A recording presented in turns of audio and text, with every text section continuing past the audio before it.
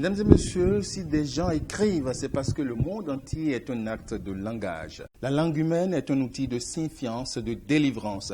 Écrire, c'est dire. Dire, c'est soumettre la vie aux possibilités de l'intelligence. C'est sur ces entrefaits que nous avons le plaisir de présenter des livres et des saveurs. Et l'invité de cette semaine s'appelle Marcel Pogodo. Marcel, bonjour. Cher ami Habib, bonjour. Marcel, vous êtes diplômé de lettres modernes, enseignant de français, journaliste culturel, et vous êtes formateur en dissertation et en commentaire composé, en contraction de thèse dans les 3 exercices du baccalauréat. C'est exact? Parfaitement, c'est le plus. Alors, comment est née l'idée de la réalisation de cet ouvrage pédagogique intitulé « Réussir la composition française aux examens et au concours ». Oui, cette initiative relève de M. Christophe Todon, qui est le directeur de la maison d'édition Christone Édition. À un moment donné, il a senti le besoin de mettre à la disposition des apprenants de la classe terminale qui finissent leur cursus du secondaire par l'obtention du baccalauréat cet ouvrage-là pour les aider en français, pour leur permettre de s'outiller en français afin de décrocher de très grosses notes. Puisque souvent le français est diabolisé, souvent le français est craint. Je crois que son intention était de démythifier une matière comme le français. Et c'est pour cela qu'il m'a contacté et j'ai accepté de faire ce travail-là avec lui. Et c'est de cette manière-là qu'est né l'ouvrage Réussir la composition française aux examens et au concours. C'est donc ça qui a favorisé la naissance de ce livre. Nous allons percer maintenant le contenu du livre, parlant de la structure. Qu'est-ce qu'on peut retenir? Et dans une première étape, nous aurons dans ce livre la préface de l'inspecteur M. Apollinaire Bazaou. Il a eu l'occasion de lire ce livre du début jusqu'à la fin, de l'examiner, de l'évaluer et de donner son aval pour sa publication. Donc vous aurez la préface de l'inspecteur Apollinaire Bazaou qui, comme vous le savez, a été directeur départemental de l'enseignement secondaire dans l'Atlantique littoral et dans le Monokoufo dans les années passées. Ensuite, vous avez une partie concernant les instructions officielles qui encadrent l'épreuve de français. Parce que pour ce genre de document pédagogique, il faut entrer dans un moule. Il ne faut pas le concevoir de manière non cadrée. Il faut vraiment entrer dans un moule. Il faut aller à la connaissance de ce que les autorités ont prévu comme objectif, ont prévu comme champ d'exploitation de ce qu'on appelle le français en APC. Donc, il y a le rappel des instructions officielles qui encadrent l'épreuve de français au baccalauréat. Et c'est après, dans une dernière étape, vous avez maintenant les exercices proprement dit. Vous avez une épreuve de français expérimentale De la situation d'évaluation. de la situation d'évaluation à partir de laquelle nous avons traité un sujet de contraction de test, un sujet de dissertation, un sujet de commentaire composé. Mais le tout précédé de la question couvrant, mais concernant tous les 3 tests, chacun d'eux étant relatif à l'un ou l'autre de ces exercices-là. Vous avez eu l'occasion de revenir sur les notions à retenir. Oui, naturellement, parce qu'on ne pourra jamais réussir au baccalauréat si on n'a pas un ensemble de prérequis, si on n'est pas armé d'un solide bagage synthétique qui montre qu'on a eu un parcours riche, qui montre qu'on a eu un parcours efficace et excellent au niveau de tout le secondaire. La classe terminale est la résultante de tout ce qui a été étudié depuis la classe de 6e. Marcel, vous avez proposé une épreuve qui répond au format de l'épreuve de français au baccalauréat, de la situation d'évaluation, en passant par les 3 tests, le corpus de tests et la compétence de lecture. Je lis rapidement la consigne de la compétence de lecture. On a grand 1, compétence de lecture. Petit 1, justifie l'unité thématique des 3 textes proposés. Petit 2, montre les points de similitude et de divergence entre les 3 textes en t'appuyant sur les critères ci-après, le type de texte, la nature, la tonalité, le registre de langue, le genre littéraire l'auteur, son intention dominante dans le test. Cher Marcel, dites-moi, comment est-ce que vous avez fait ce mélange de questions qui, de mon point de vue, est à point nommé? Merci pour la question. En fait, les deux consignes que j'ai proposées ici ne sont pas irréversibles parce que les épreuves du baccalauréat se suivent mais ne se ressemblent pas. Pour certaines épreuves, surtout ces dernières années, vous pouvez avoir pour la compétence de lecture, parce que nous savons que nous avons une première partie du sujet de l'épreuve de français qui est la compétence de lecture, qui est un ensemble de consignes, mais une consigne concerne tous les trois tests. Ensuite, vous avez une deuxième partie où nous avons les travaux d'écriture. Et là, le candidat choisit soit la comptation de test, soit le commentaire composé, soit la dissertation, pour travailler sur chacun, sur le type de test concerné. Alors, pour répondre à votre question, pour certaines épreuves du baccalauréat, vous aurez une question unique. Ici, moi, j'ai choisi de décomposer les consignes parce que je voudrais attirer l'attention du candidat sur le fait que nous devons savoir déceler le problème qui est commun aux trois tests proposés. Et c'est cela l'unité thématique. Les trois tests proposés peuvent concerner la corruption, peuvent concerner le développement de l'Afrique, peuvent concerner l'assainissement, la dégradation de l'environnement, et la dépravation des mœurs. Donc on a un sujet, un problème social, mais un problème d'ordre politique, d'ordre économique qui est posé et qui se monnaie, si vous me permettez l'expression, qui se monnaie à travers les trois tests, à travers des réflexions, à travers un récit, à travers d'autres réflexions. Donc c'est cela, l'unité thématique. Parfois aussi, on demande aux candidats d'établir un rapport de comparaison entre les trois tests. Le test qui est lié à la comptation de tests, celui qui est rattaché au commentaire composé, celui qui est rattaché à la dissertation. Et là, quand il faut faire cette comparaison, pour que les candidats ne se perdent pas, pour que les candidats ne conjecturent pas sur les critères qu'il faut utiliser pour établir cette comparaison, l'épreuve elle-même leur propose aux candidats des critères. Ici, j'en ai choisi 7 parmi les plus courants. Le type de test, la nature, la tonalité, le registre de langue, le genre littéraire, l'auteur, son statut, l'auteur, compte tenu de son statut par rapport au type de test qu'il a présenté. Et enfin, j'ai choisi aussi l'intention dominante. J'aurais aussi pu prendre le code. Un test peut être bâti selon le code oral, mais selon le code écrit. Après avoir fouillé, après avoir lu plusieurs épreuves, j'ai porté mon choix sur 7 critères qui reviennent plus ou moins à travers les épreuves du baccalauréat ces dernières années au Bénin. Justement, dans votre livre, Marcel Kogodo, à la page 35, vous avez ouvert une fenêtre pour parler des types de tests, des temps dominants, les caractéristiques tout simplement. Donnez-nous un peu plus d'explications à propos. Pour un candidat qui a fait le système éducatif béninois de la 6e en terminale, ce n'est rien de nouveau. Il faut reconnaître que ce n'est rien de nouveau. Parce que ces types ont été étudiés depuis la 6e. Entre la 6e et la 3e, tous les types ont été faits. En seconde, on les réactualise, on les approfondit. Maintenant, si j'ai senti la nécessité de faire ce tableau, c'est que les types de tests suscitent des confusions. Il y a parfois beaucoup de confusion au niveau des candidats.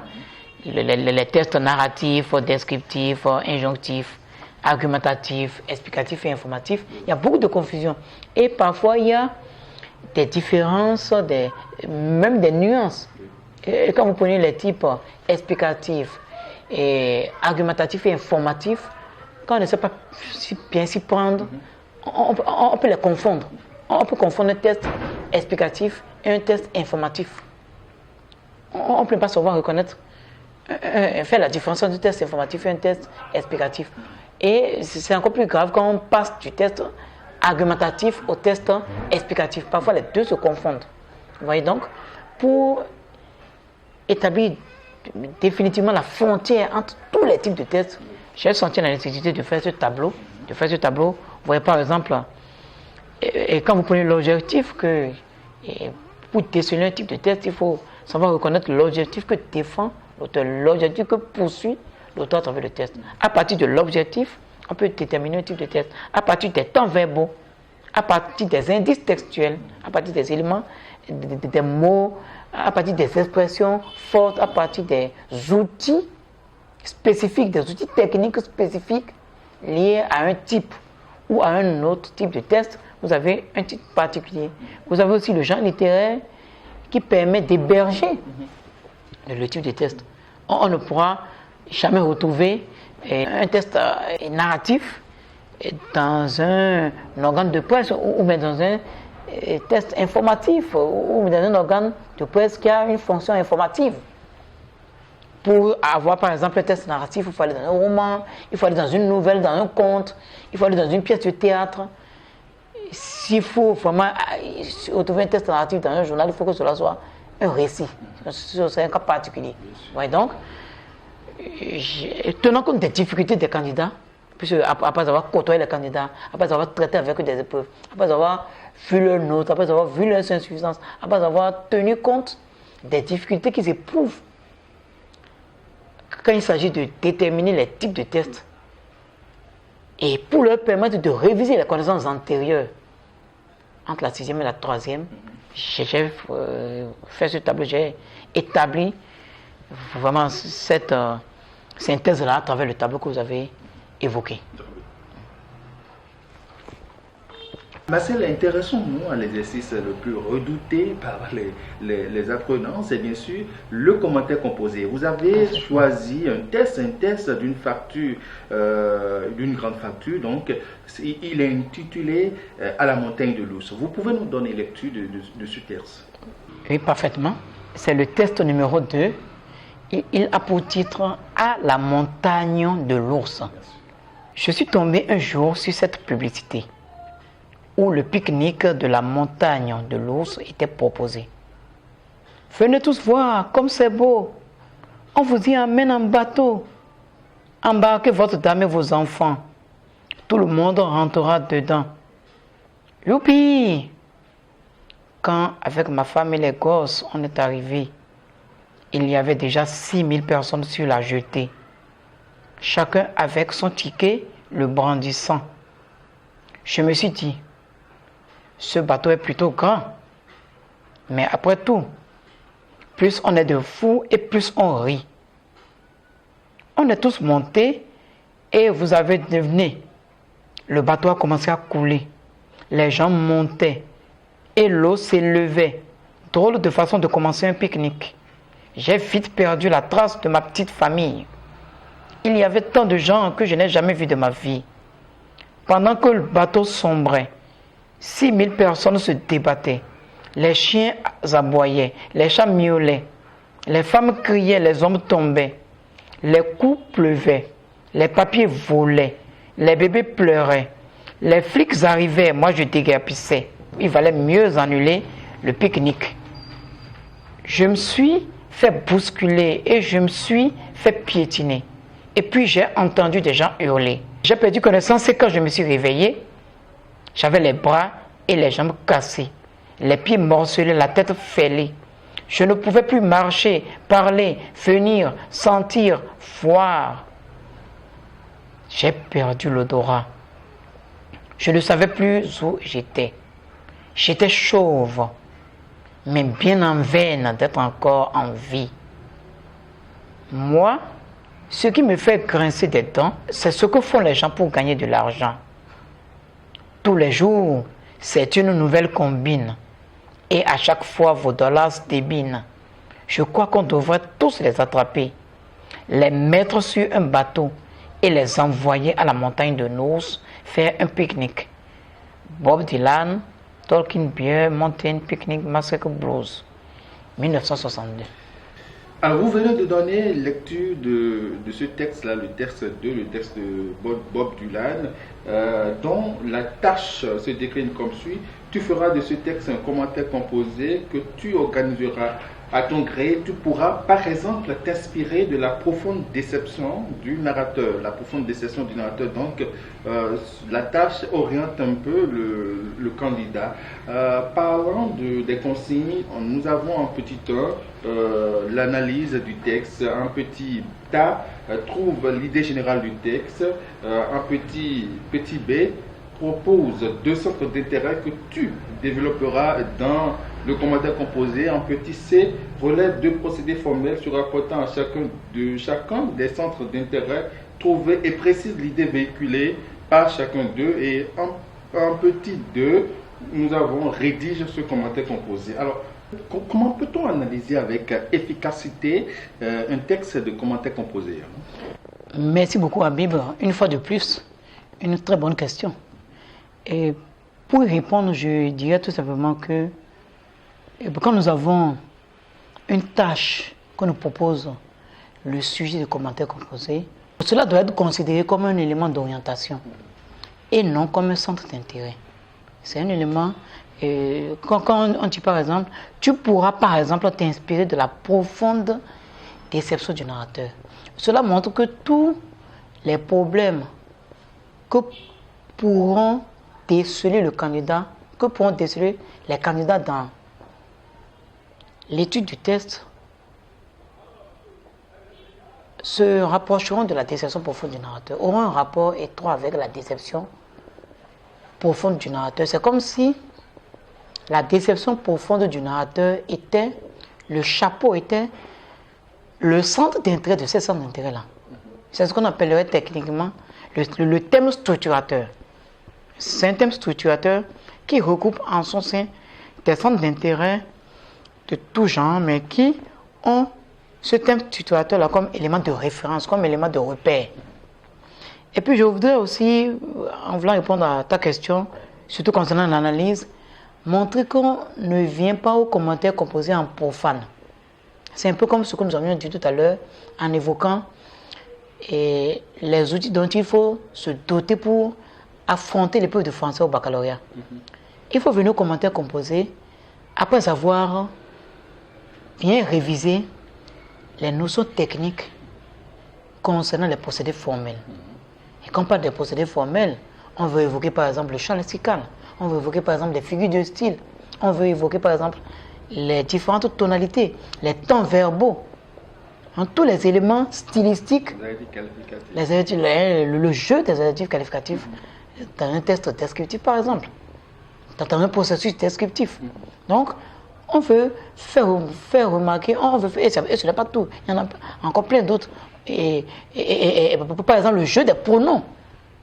Le jeu des pronoms, la manière dont le narrateur organise les pronoms pour matérialiser un type particulier de relation entre les personnages.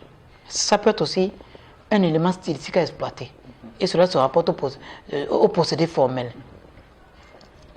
Quand le candidat arrive au commentaire composé et qu'il n'a pas les prérequis bien casés dans son cerveau, il faut vous attendre à ce qu'il fasse réellement une balade et qu'il vienne raconter le test dont tout le monde connaît déjà le contenu pour s'en sortir avec peut-être 1 sur 10 dans la rédaction de la copie. Je voudrais, pour être bref, pour aller maintenant dans le vif du sujet, montrer que ce n'est pas pour rien que j'ai choisi un poème comme test au niveau du sujet 2.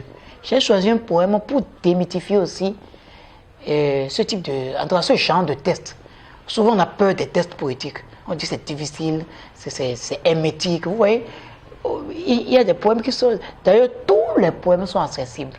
Il s'agit de maîtriser le procédé de lecture, le procédé de pénétration qui permettait de comprendre le contenu du poème. Le secret, pour ceux qui s'intéresseront au livre, le secret pour affronter le commentaire composé, c'est de s'accrocher au personnage. Sans le personnage, il n'y a pas d'histoire. Nous sommes d'accord que le test de commentaire composé, c'est un test littéraire. C'est un test dans lequel on raconte une histoire. Mais c'est un test dans lequel on montre quelque chose. On peut montrer un personnage, on peut montrer un personnage humain, on peut montrer un personnage sous forme qui est peut-être un animal. On peut montrer un cadre représentatif, un cadre expressif. Mais on peut raconter tout simplement une histoire. Mais on peut aussi montrer des échanges entre des personnages. On peut avoir un test d'origine théâtrale comme test à commenter. De toute façon, dans un test à commenter, il y a toujours une histoire qui est racontée. Et qui parle d'histoire, parle de personnages en action. On ne peut rien faire sans personnage. On ne peut rien faire si on ne se focalise pas sur les personnages. 2, si on ne se met pas à la place des personnages. Et 3, si on ne travaille pas en profondeur sur les personnages. Donc, il faut isoler les personnages. Il faut d'abord retrouver les personnages. Il faut d'abord lister tous les personnages. Je ne voudrais pas décortiquer complètement le livre. Mais il faut faire un travail essentiel et approfondi sur les personnages pour avoir accès au centre d'intérêt. Et quand on parle de centre d'intérêt, on a l'impression que c'est un terme technique trop fort. Le centre d'intérêt, c'est juste un problème que pose le test. Quand vous avez lu le test, vous en proposez une analyse personnelle, une compréhension personnelle sous le prisme des problèmes que vous avez réussi à déceler selon votre lecture subjective. Et cette lecture-là sera rendue objective par la démonstration que vous ferez de la réalité des problèmes dans le test. Bien sûr. Vous avez parlé des centres d'intérêt et pour identifier les centres d'intérêt, il faut faire un travail minutieux sur les personnages. Et vous aviez, avec votre Doitier, travaillé sur les personnages principaux et secondaires de ce texte de Bob Dylan. On a constaté que le travail a été fait avec aisance. Nous allons rapidement parler du code de voix, la rédaction du code de voix que les candidats redoutent également. Comment écrire, comment rédiger le code de voix d'un commentaire composé? Comme vous le savez, le code du devoir comporte 3 parties. Il y a une introduction. Bon, en tout cas, il faut une introduction, il faut le corps proprement dit. Ensuite, une conclusion. Dans l'introduction, déjà, il faut prévoir 3 parties. Ce qu'on appellerait la généralité et que d'autres appellent l'idée générale. Maintenant, ici, je préfère utiliser le mot généralité parce que l'expression idée générale va apparaître plus tard. La généralité permet de circonscrire un contexte auquel on va rattacher le test à étudier. Il ne faudrait pas que le test qu'on voudrait étudier, le test dont on voudrait présenter l'analyse, sorte du nez. Il ne faut pas qu'il apparaisse comme un cheveu dans la soupe, mais il faut qu'il soit relié à quelque chose. Et cette chose-là, c'est au candidat de l'imaginer, de créer cela dans son esprit. C'est cela la généralité. Et nous avons plusieurs possibilités de généralité. On peut s'appuyer sur l'idée générale du test, c'est-à-dire pour ne pas être trop flou, pour ne pas être hermétique, on peut s'appuyer sur le résumé du test. Pour se poser la question de savoir si ce que raconte le test appartient à un contexte chronique, à un contexte social chronique. Est-ce que les faits qui sont relatés sont souvent, elles sont les remarques souvent dans la vie d'aujourd'hui, elles sont les remarques c'est fait là-dedans, le fonctionnement quotidien, le fonctionnement social de notre époque. Ou bien, est-ce que le test proposé appartient à un courant littéraire donné? S'il élève à une culture littéraire, il peut rattacher l'auteur à un courant littéraire et partir de là pour nous ramener au test à étudier. Il y a plusieurs possibilités de généralité. Mais il faut tout faire. Il faut faire toute généralité, sauf, c'est d'ici le candidat voudrait avoir une introduction pertinente, une introduction intéressante. Il faudrait tout faire pour ne pas avoir une généralité telle que ce test soumis à notre réflexion est tiré de temps, est écrit par temps, est tiré de tel ouvrage, à telle page, de telle maison d'édition, ça n'intéresse pas le professeur qui corrige votre copie à l'examen. Parce qu'il va lire cela sur plusieurs copies de commentaires composés. Ça, il finit par être fatigué de lire la même chose, le même début. Pour toutes les introductions du commentaire composé, c'est fatigant. Il faut innover, il faut créer. Donc, un candidat ne vient jamais à un commentaire composé sans avoir quelque chose de plus à apporter. Donc, je proposerais qu'on puisse... Vous voyez le test que nous avons ici, on peut bâtir par exemple une généralité sur le caractère mensonger des publicités qui sont faites à tous les niveaux, que ce soit au niveau de la santé. Vous voyez par exemple que le gouvernement a dû prendre des mesures pour réguler les publicités sur les produits de la pharmacopée. Et parce qu'il y a trop de réclames qui ne sont pas productives. On regarde les gens vers les produits, on en parle à la radio suffisamment. Quand les gens vont acheter les produits, ils ne retrouvent pas les promesses faites par rapport à ces produits-là. Donc, on peut avoir comme contexte global, c'est un exemple parmi tant d'autres, on peut avoir comme contexte global le caractère mentionné de la réclame sur les chaînes de radio, sur les chaînes de télévision, dans les journaux et sur Internet. Sur Internet aujourd'hui. Aujourd'hui, il y a beaucoup d'informations difficiles à accepter qui circulent sur Internet. Il y a beaucoup de publicités fausses qui circulent sur Internet. Vous voyez? Donc, on peut se projeter dans ce contexte pour écrire une généralité par rapport à notre test. Il faut une généralité plus ou moins fouillée. On ne demande pas quelque chose de particulièrement brillant, mais il faut quelque chose de créatif. Quelque chose de créatif qui puisse montrer au lecteur de la copie qu'il a appris quelque chose de nouveau après avoir lu une telle autre introduction, une telle autre introduction. Donc après la généralité, il faut revenir au test. Il faut revenir au test et nous dire que c'est un test qui a été écrit par tel auteur. Pas forcément que le test est extrait de tel, ça ne nous intéresse pas parce que les références sont déjà au bas du test. Qu'est-ce que cela apporte au correcteur de relire ces références à l'intérieur de l'introduction? Ça n'apporte rien. Donc, après la généralité... C'est une démarche formelle. C'est une démarche formelle, mais ça, si le candidat dit, après avoir écrit sa généralité, il chute en disant que ce test écrit par Bob Dylan parle de... Ça suffit largement. Il donne l'idée générale du test. Ça suffit largement. En troisième position par rapport à l'introduction, nous avons le plan. Le plan du Code du devoir ne considérera pas du tout à dire et nous ferons de ce test commentaire composé que nous organisons à notre gré. Nous pourrons par exemple, comme les candidats le font, on recopie la consigne, on recopie la tâche. Non. Il s'agira de décliner les centres d'intérêt que vous allez étudier.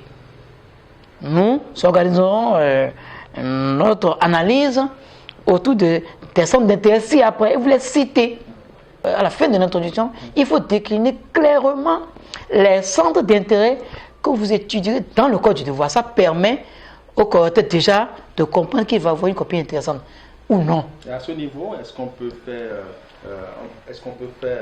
quelque chose comme en dissertation? Est-ce qu'on peut poser des questions comme en dissertation? Pas vraiment. Pas vraiment. Une question ne conviendrait pas ici. Des questions ne conviendraient pas.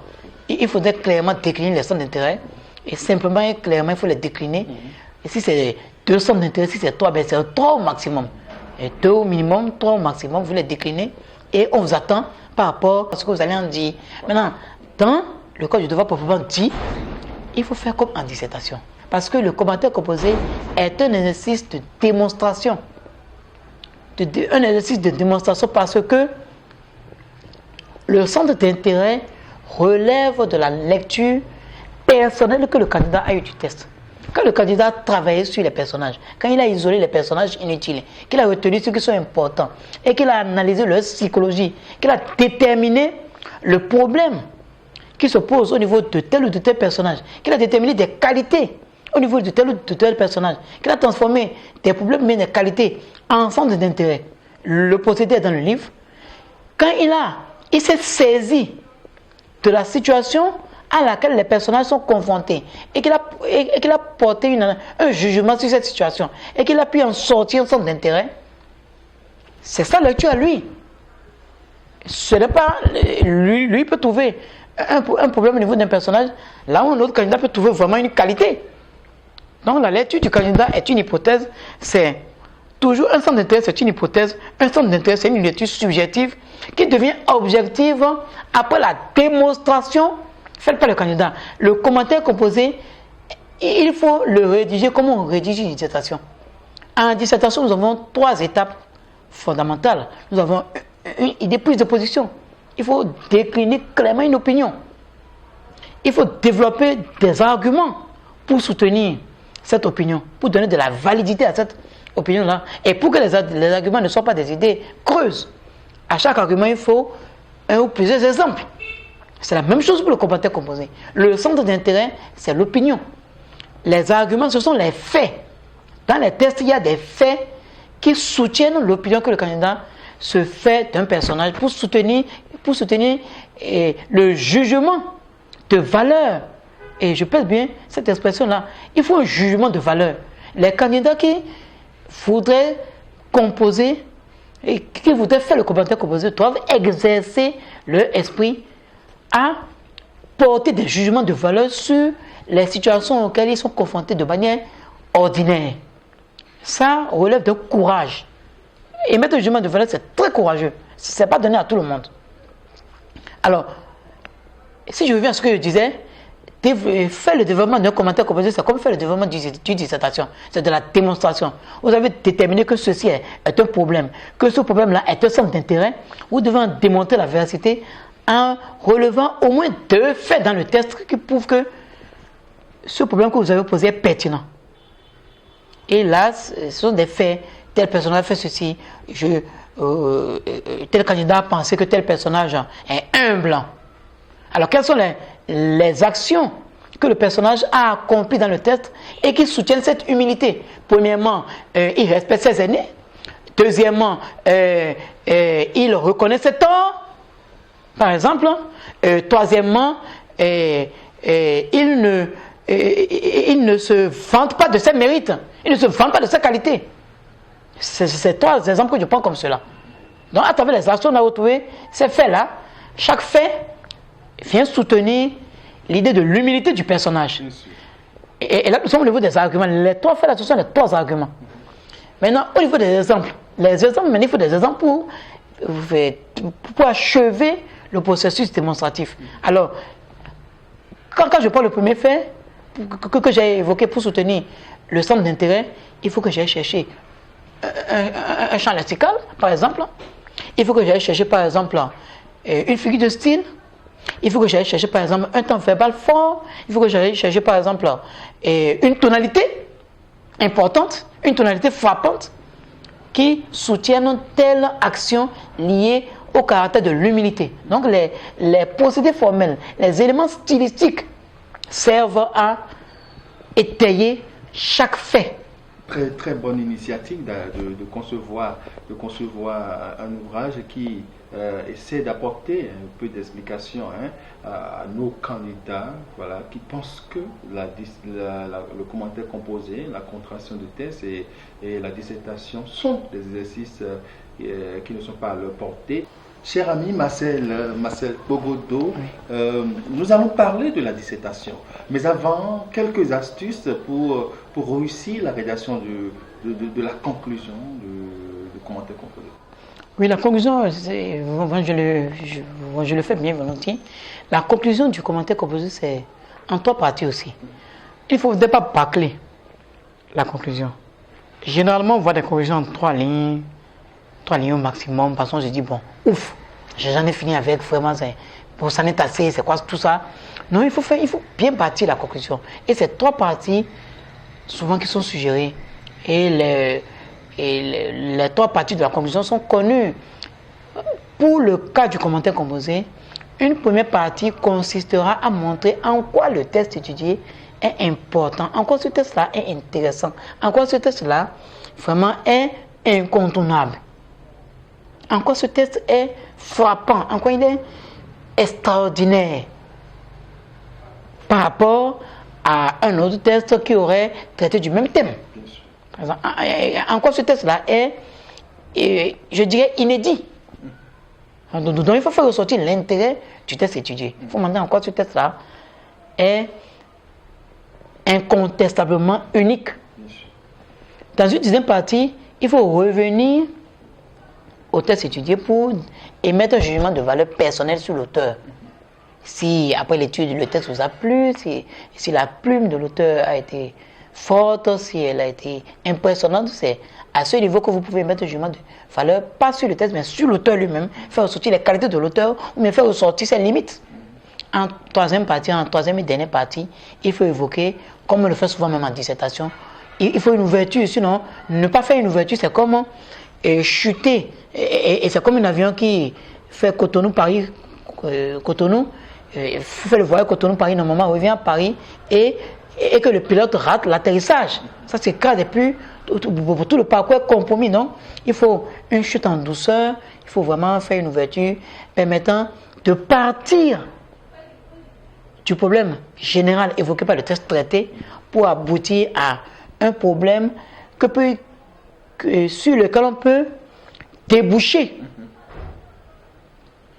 Après avoir traité le problème du texte là, un problème n'est jamais définitivement réglé. Un problème réglé appelle d'autres problèmes. Donc, il faut imaginer dans la panoplie des problèmes qui peuvent déboucher de celui qui a été traité, en choisir un de solide et le proposer. On sait que la dissertation, c'est un exercice de réflexion autour d'un sujet, voilà, où on cherche à résoudre un problème. Vous en avez fait cas dans votre livre. Parlez-nous de la dissertation, tout simplement. Souvent, merci encore pour la question. Souvent, quand les candidats se retrouvent face à la dissertation, à la fin de la composition, ils disent bon, je n'ai pas été inspiré, je n'ai pas eu d'idée, c'était sec chez moi, ça n'a pas été productif. Non, la dissertation n'est pas un exercice aussi aléatoire où tout dépend de la possession, mais tout dépend de l'appréhension de l'inspiration.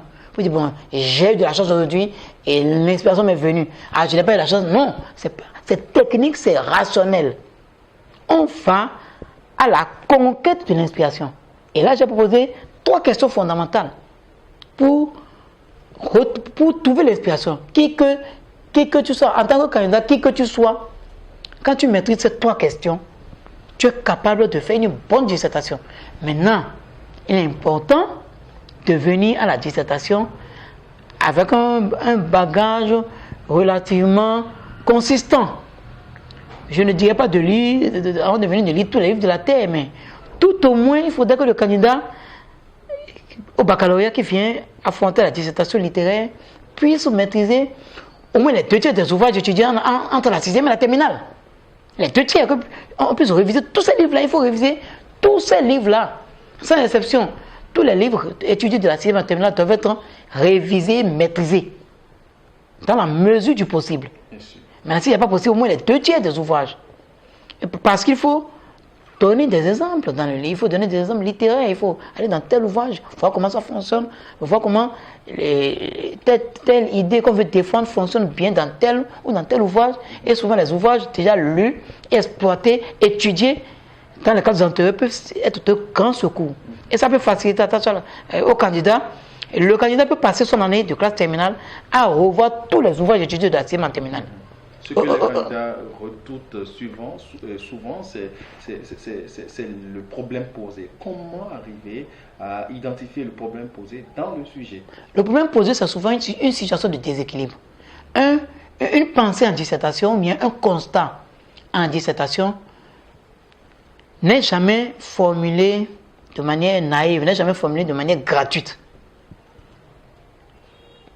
Une citation touche du doigt un problème social, ça touche du doigt un problème politique, ça touche du doigt un problème social, un problème économique, un problème environnemental, un problème d'un secteur donné. Et quand on parle de problème, c'est un problème, c'est en quelque sorte une situation de crise, c'est en quelque sorte une situation anormale, une situation de déséquilibre. Quand on demande au candidat de déceler le problème posé, il faut retrouver la situation de déséquilibre qui se cache dans la citation. Quelle situation de déséquilibre retrouvons-nous dans la citation? C'est cela souvent le problème. C'est souvent cela que les gens appellent la problématique. En dissertation, on a toujours un problème, on a toujours une situation qui empêche l'épanouissement de l'homme. Alors, quelle situation ai-je dans cette pensée-là qui remet en cause l'épanouissement de l'homme? Très bien. Et souvent, à partir du problème posé, on nous demande souvent de réaliser le plan du corps du devoir. Et c'est le plan du corps du devoir est orienté par la tâche. Oui, et effectivement, le plan est orienté par la tâche et le plan dépend de la tâche. Parce que la tâche propose une consigne. Et vous savez que pour la dissertation, pour ce que j'ai remarqué au niveau du bac béninois, nous avons deux grandes catégories de consignes. Nous avons les consignes du plan dialectique et les consignes du plan illustratif. Avec les consignes du plan dialectique, vous avez la possibilité de soutenir le point de vue de l'auteur dans une première partie. Après avoir clairement expliqué la pensée, vous prenez position en faveur de l'auteur et vous faites une démonstration qui valide le point de vue de l'auteur à travers la citation proposée, à travers des arguments, des exemples. Et vous avez la possibilité dans une deuxième partie de faire ressortir les limites du point de vue de l'auteur. C'est cela qu'on appelle l'antithèse. Et dans une troisième, vous réconciliez les deux premières parties à travers la thèse et l'antithèse. Maintenant, vous avez aussi les consignes du plan illustratif. Quand on dit par exemple expliquer et commente, ou bien expliquer justifie, expliquer illustre, montre le bien fondé de et prouve la véracité de. Ce sont des consignes liées au plan illustratif qui ne tolèrent pas d'antithèse dans le code du devoir. Alors que dans le premier cas, il y a une antithèse.